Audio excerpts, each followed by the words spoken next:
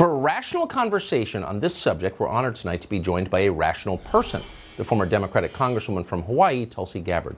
Congresswoman, thanks so much for coming on tonight. Thank you. So let's just, and it's hard to know what to believe always, and especially now, but let's just stipulate, agree to agree, that it seems likely we could see some conflict between Russia and Ukraine soon. How should we view that? Well, first of all, President Biden could end this crisis and prevent a war with Russia by doing something very simple, guaranteeing that Ukraine will not become a member of NATO. Because if Ukraine became a member of NATO, that would put U.S. and NATO troops directly on the doorstep of Russia, which, as Putin has laid out, would undermine their national security interests. The reality is that it is highly, highly unlikely that Ukraine will ever become a member of NATO anyway. So the question is, why doesn't President Biden and NATO leaders actually just say that and guarantee it? Which begs the question of why are we in this position then? If the answer to this and preventing this war from happening is very clear as day, and really it just points to one conclusion that I can see, which is they actually want Russia to invade Ukraine.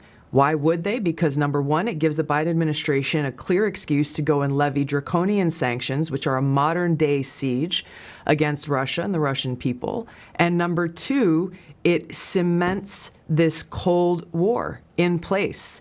The military-industrial complex is the one that benefits from this. They clearly control the Biden administration. Warmongers on both sides in Washington have been drumming up these tensions. If they get Russia to invade Ukraine, then again, it locks in this new Cold War.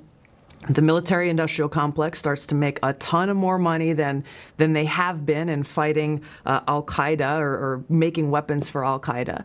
And who pays the price? The American people pay the price. The Ukrainian people pay the price. The Russian people pay the price. It undermines our own national security, but the military-industrial complex that controls so many of our politicians wins, and they run to the bank.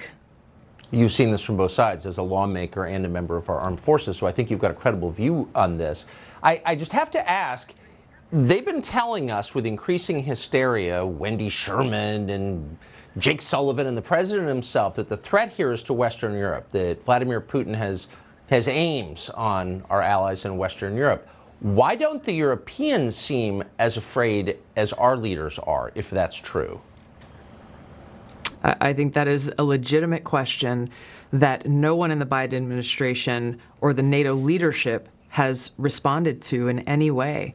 It seems they've forgotten that they are supposed to be accountable to the American people, that they answer to the American people, and yet they have failed to answer this very, very simple question in justifying why we are continuing to send more troops to Europe, why they are continuing to escalate tensions, why they are continuing to push for something in making Ukraine a member of NATO that, again, is highly unlikely to ever happen. And if it did happen, it would undermine our own national security and our own country's interests. There doesn't seem an upside. I mean, no one has been able to explain why Americans should want Ukraine to join NATO. Is there something that we're missing here? Is there some benefit to the United States from having that happen?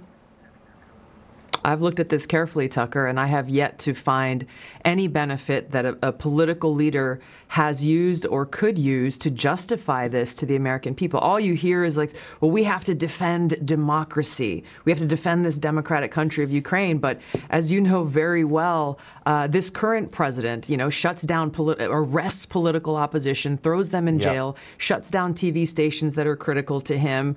I have a hard time seeing how President Biden or anyone can say with an honest face, we are defending democracy. And the reason is because our own government has publicly supported these authoritarian actions by the Ukrainian president in shutting down their own political opposition.